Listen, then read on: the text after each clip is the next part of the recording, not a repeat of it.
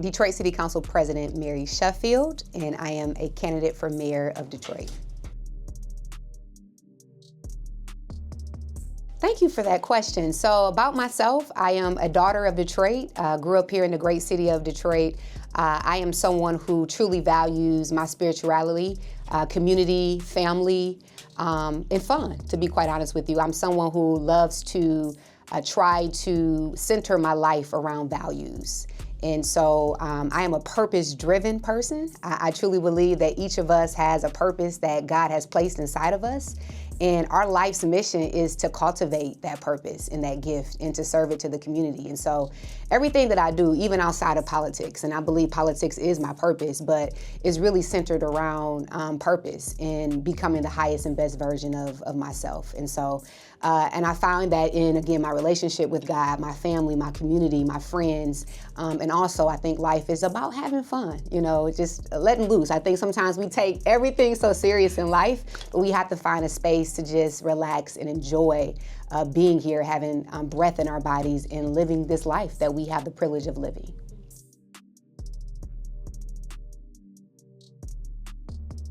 Yeah, so my vision for Detroit is to continue to create a world-class city. I think about the time where the Great Migration, where scores of people flocked to Detroit for opportunity, for a better life. They came here for education, for entrepreneurship, to have the American dream of home ownership.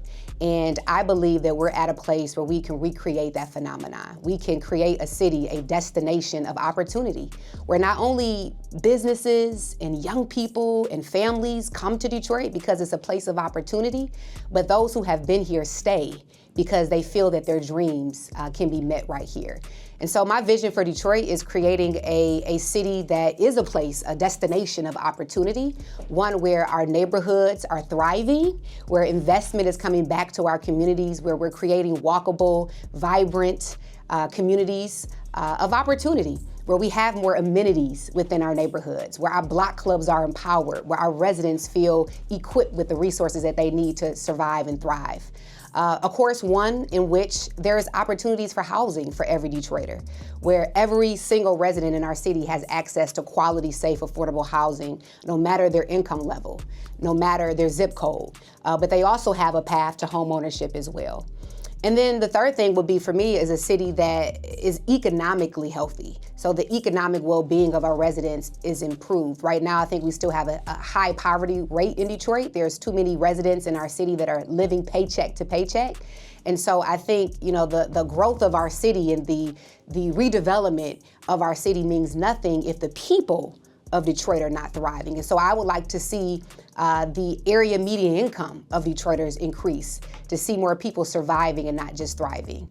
And then I have to speak about Detroit. My vision is that we have a world-class educational system where all of our children have an opportunity to receive quality education, that we're cultivating the gifts and the education of our youth because they truly will be the future of our city.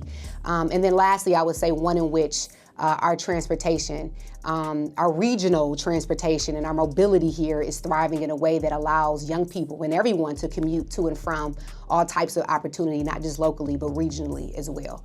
And so I think all of those things really make a world-class city and a destination, again, of opportunity that will attract scores of people here, increasing our population, but also retaining the people that have been here as well.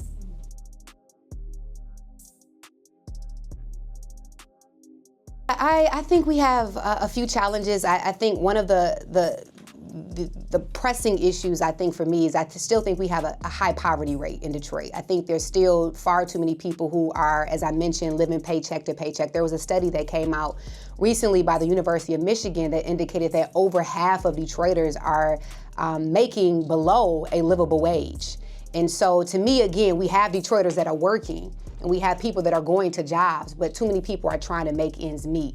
And when we talk about a world-class city and development and jobs coming to Detroit, we want people to have good jobs and careers and people thriving in Detroit.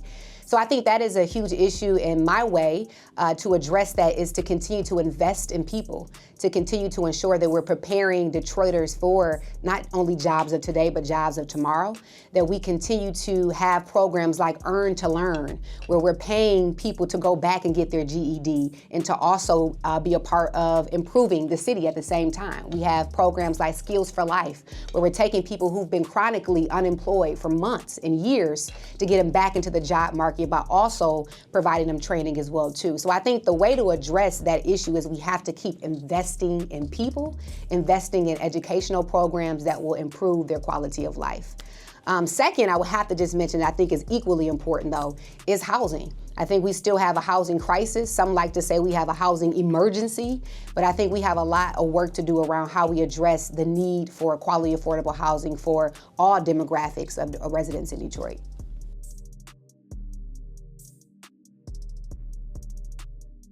So to improve the quality of life, one of the main things that I would do within the first 30 days is meet with every single department and go over what is and is not working from a data standpoint, matrix standpoint. But I know one thing, as serving as a city council president and being on the other side, we get the calls. If trash is not being picked up, if police is not responding to a situation, if there's an abandoned home next to them and they're not getting the response from city departments, we get those calls.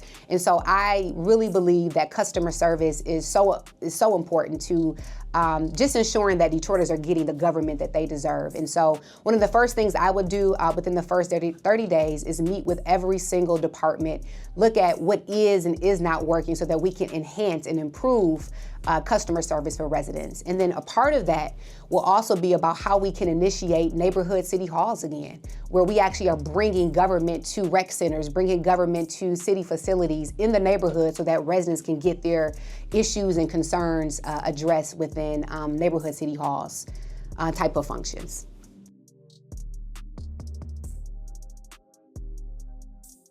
So we have 50-year record low crime in Detroit as of now, in non-fatal and fatal shootings. That's 50 years of work that we've done to address the issue of gun violence in Detroit.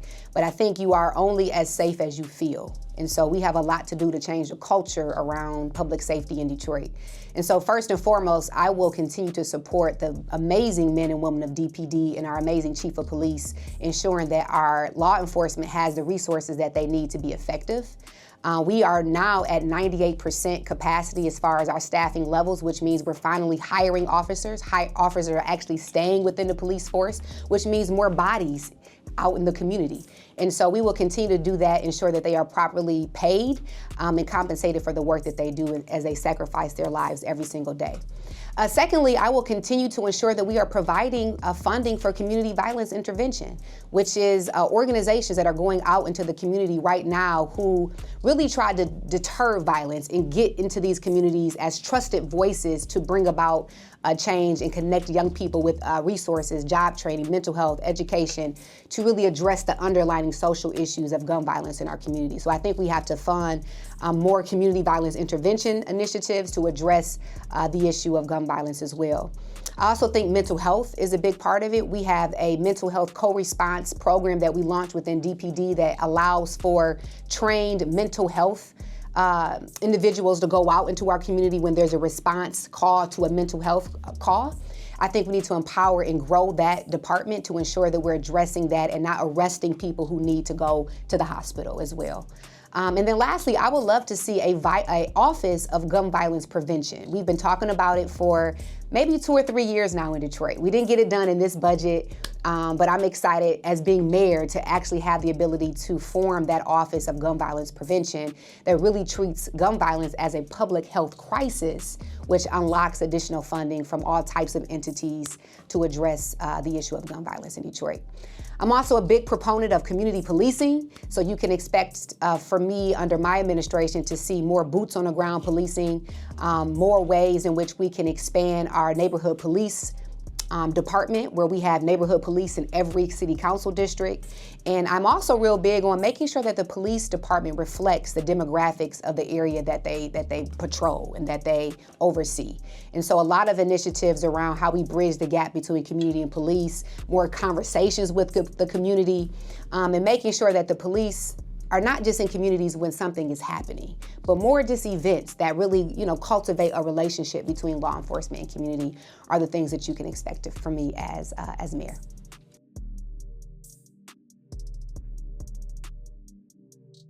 Yeah, so I have a whole plan on how we are going to address small business development in Detroit. I know one of the main issues to small businesses is access to capital. We would like to launch a small business investment fund where we're reaching out to our philanthropic partners and others to invest in a fund that would help with access to capital. Would love to expand existing programs like Motor City Match, the Detroit Legacy Business that gives all of our small businesses greater access to capital. The second thing is I think we have to cultivate and change the culture in Detroit of how business is done. Typically, when people come to Detroit to do business, Detroit is known to have so many barriers to entry, so much bureaucracy. The zoning and permitting can take months and years sometimes. That is so hard. And so typically businesses go to other counties or suburban communities, or it's just harder for entrepreneurs to start up in Detroit. And so we have a lot of work that we want to do as it relates to streamlining and creating a lot of reform within zoning and permitting to make it easier for businesses to do business here in the city of Detroit. And then also we want to work with our financial institutions. We have something called the Community Reinvestment Act that states that these financial banks have to commit to investment back into their communities. And so I would like to look into that more to see how our partners there can support more investment in small businesses. But I think overall, when it comes to economic development, we have to continue to incentivize as much as we can that development comes to Detroit, but also making sure that there's a return on investment for Detroiters, and that we're also addressing the structural property tax reform that is needed to encourage more development to come to Detroit. Because oftentimes what we see is we are giving tax abatements because property taxes and the cost of development cost so much. But if we address the root cause often, which is structural property tax reform, it would make it easier and eliminate barriers for businesses to come and to want to invest in Detroit. And then lastly on that point, I think we have to continue to cultivate the talent in Detroit. Because when we talk about economic development, mostly developers and businesses want to come to Detroit because they have the talent pool that is here. And so that also goes back to investing in people, investing in our workforce and workforce development to ensure that people are properly trained for the development that will be coming and that it is here currently in the city of Detroit.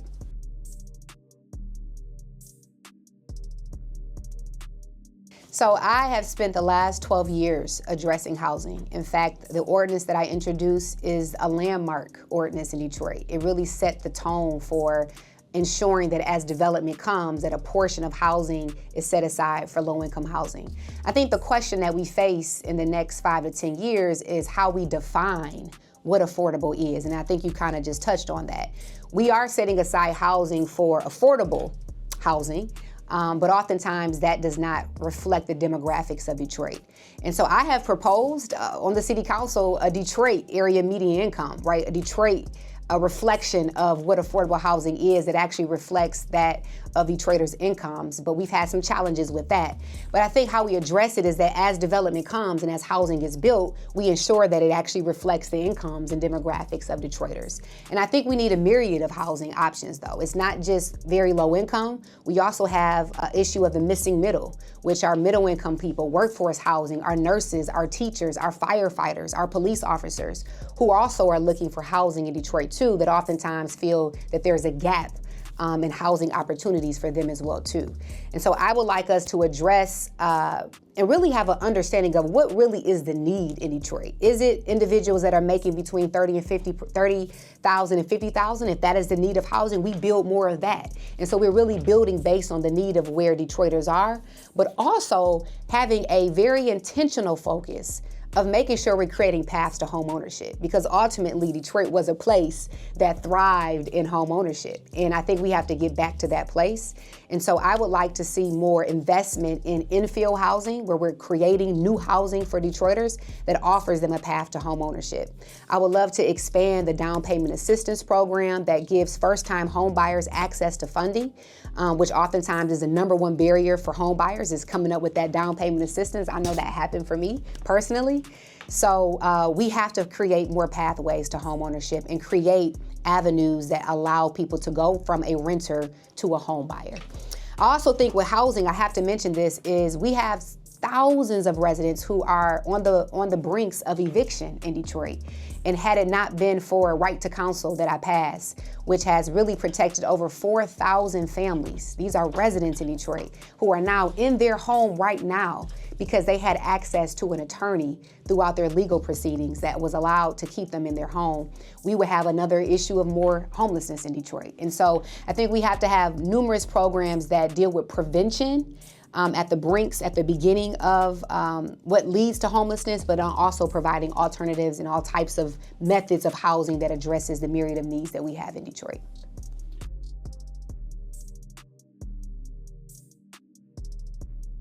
Yeah, so I think a couple of things. One, we are undergoing a master plan amendment right now. We haven't done it in over 10 years, and we're going through community, asking them what they want for their areas.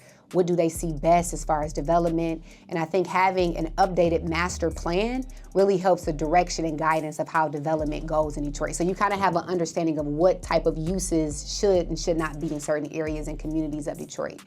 But I think to answer that question, aside from the updated master plan, is that community has to have a voice in how things move forward. I think they know best what they want for their community, and I think there has to be a collaborative effort to not just bring development and bring plans into community, but allow for community to guide those decisions as it relates to what they think is best for their community. And so there is a delicate balance to answer your question. I think we have a lot of history in Detroit, and that is what makes us unique. And so as much as we can preserve the historical architects and buildings in Detroit, we should, because that what makes us, I believe, a world-class city and separates us from others. But there are some things that cannot be preserved, and I think those are the ones we should talk about, how we figure out how we demolish or eliminate and bring about other uses that would address the needs that we have in Detroit. But I think it should be a collaborative effort, and I think it should be one that is heavily driven by the community in which we're addressing and those who live there.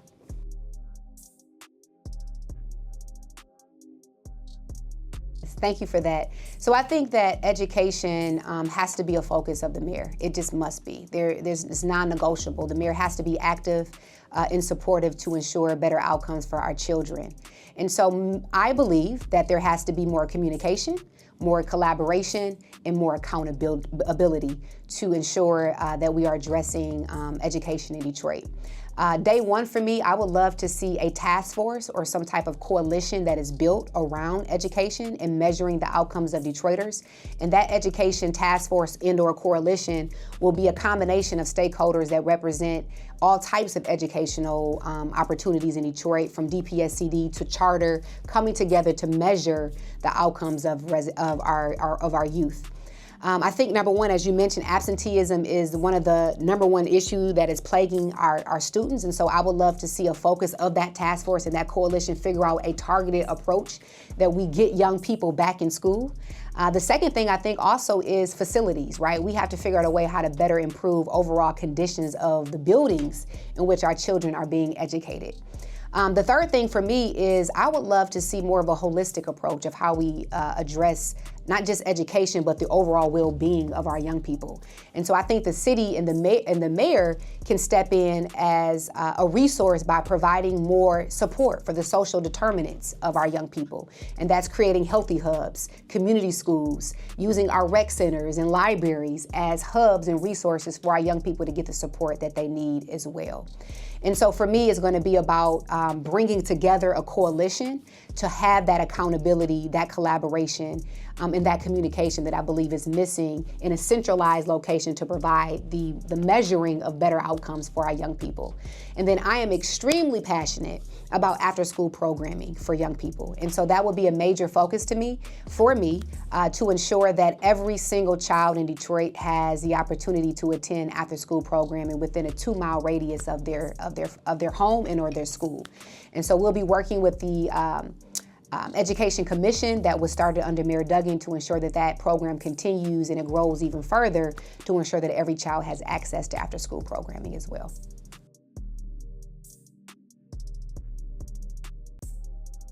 Yeah, I'm someone who has led with compassion, with experience, and has always had a focus on service.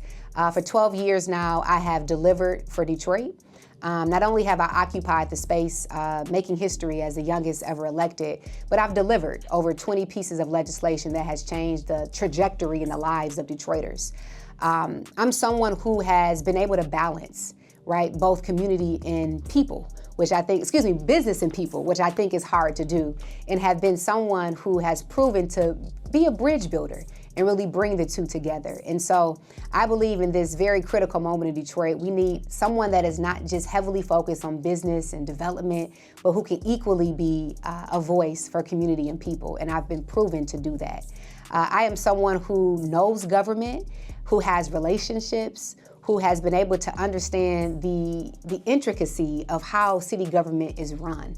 Under my leadership, we have approved 11 balanced budgets and every year have had a surplus. So I'm someone who comes in not with just the passion of people and community, but also the fiscal discipline that I believe is needed in the next 5 to 10 years of Detroit.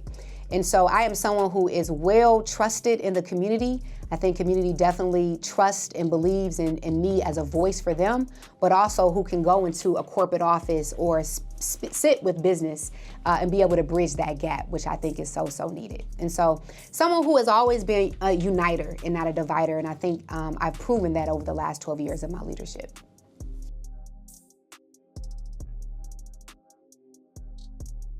Yeah, I would say, because I don't want to highlight just one of the People's Bills, and for those who don't know, the People's Bills are pieces of law, legislation that has been approved, that has changed the lives of Detroiters, and I would encourage those who are not familiar with them to just simply Google the People's Bills, and you can learn a lot more about them. But I think that is the most significant thing that I've done, because I was able to take the voices, the concerns, the issues of people, and elevate those through action, and that is through actual legislative change.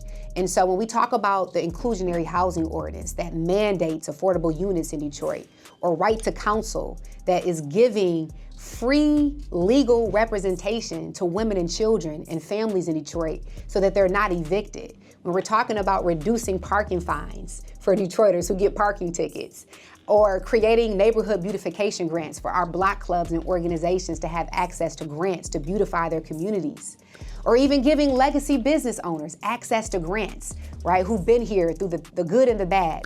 These are all pieces of law that I was able to approve with the support of my colleagues, based directly on the needs of everyday Detroiters. And I am extremely proud of the impact that it has had here on the quality of life for Detroiters.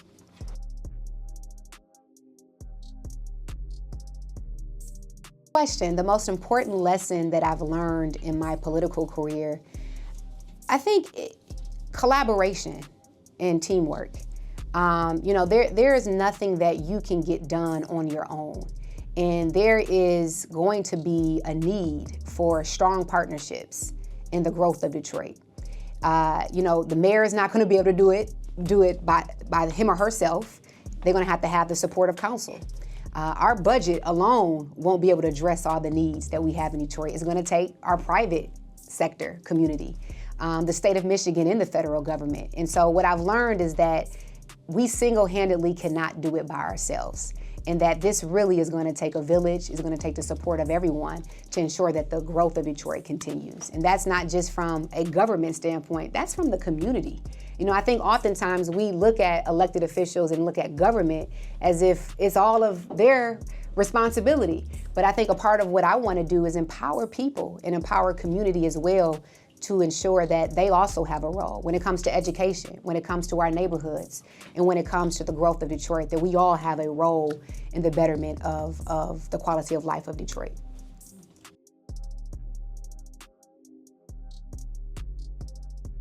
Yeah, so just by making sure that they have a voice, ensuring that they feel included in the process. I think for me, my entire career, I've always represented the marginalized and disenfranchised. We created Occupy the Corner, which is an initiative where we've gone out to neighborhoods throughout Detroit who feel disenfranchised and disconnected from city government. Oftentimes they feel as if their voices aren't heard, and so we take government to them and we listen and talk to them and ensure that they have a voice in the process. I think about the Homelessness Task Force. That was the first thing that I started as an elected official. I created a task force for the homeless. And at the time, people told me that there was no political will to have a task force on the issue of homelessness. And again, that is a demographic of people that I feel oftentimes is not represented. And so again, whether it be through task force, whether it be through coalitions, ensuring that there is inclusion in all that I do is a number one priority for me, and also a value of mine as well.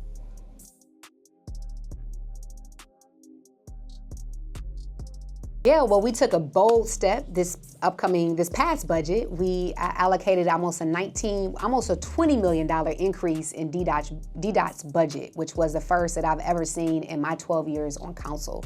So I think we have to continue to take bold steps as it relates to investing in our public transit system.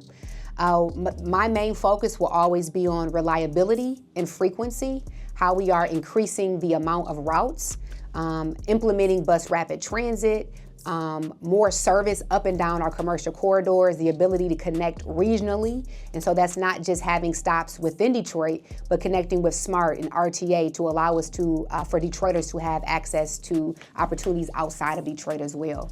We have to continue to pay our bus drivers more to ensure that more bus drivers come onto the workforce, make sure that we have operable buses that are able to go to and from.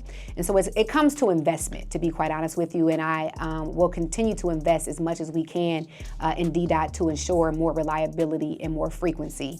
I'm also excited about the opportunity to explore expanding the M1 rail to 8 Mile. I think that a lot of people, when it first came about, were like, wow, it's only a couple of miles. This is as far as it goes. And I think more Detroiters wanted to see the opportunity for M1 rail to go farther to 8 Mile. And so want to explore how that looks. I'm also excited to receive the study that is going to be evaluating the People Mover to see if there's any options of expanding in any way and reinvesting in the People Mover. And so I think for me, it's always going to be about how we explore different mobility options, but number one, how we invest in our own public transit system and ensure that we are ensuring that reliability and frequency is the number one priority.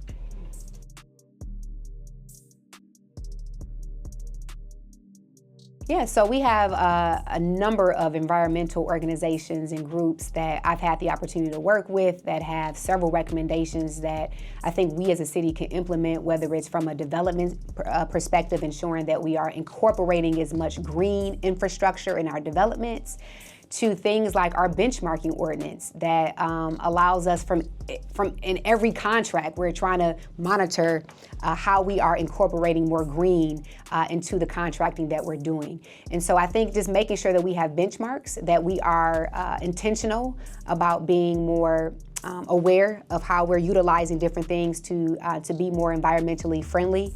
I think from a city perspective, we've already took the initiative to ensure that our vehicles are more electric and hybrid. And so I think we have to lead as an example and then also create more initiatives that incorporate those into development as well.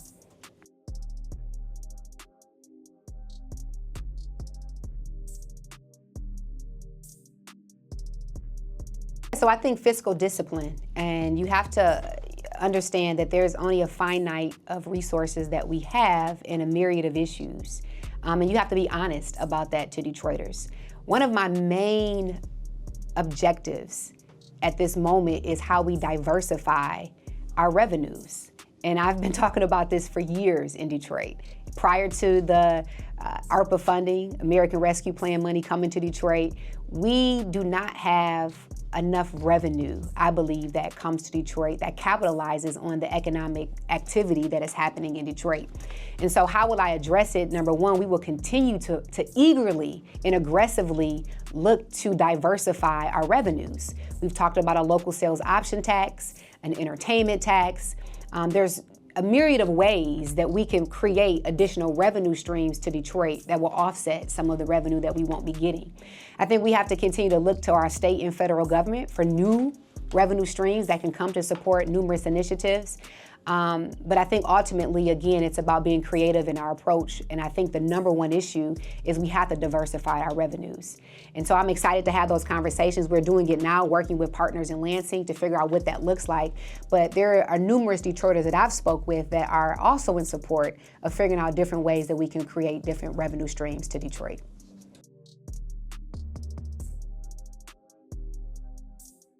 Definitely, especially when it comes to business reform. I think that it can be a lot of digital ways and digital platforms that we can expedite how business is done in Detroit. And that is something that we're looking at as we're looking at reform through zoning and permitting.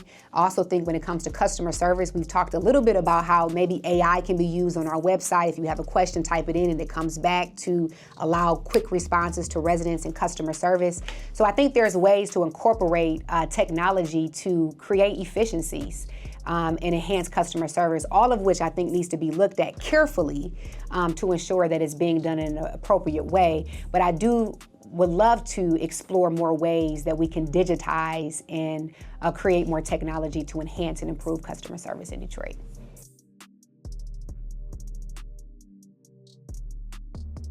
I believe that I will be Detroit's next mayor because I am a proven leader who has a heart for our people, who has served this city the last 12 years with integrity, with compassion, and with discipline. And someone who has always showed up and delivered for Detroit as it relates to its quality of life from a policy perspective and community perspective. Because I'm someone who is capable, qualified, and ready day one to lead this great city and be a voice not only for business, but for residents and be a bridge builder to do the two.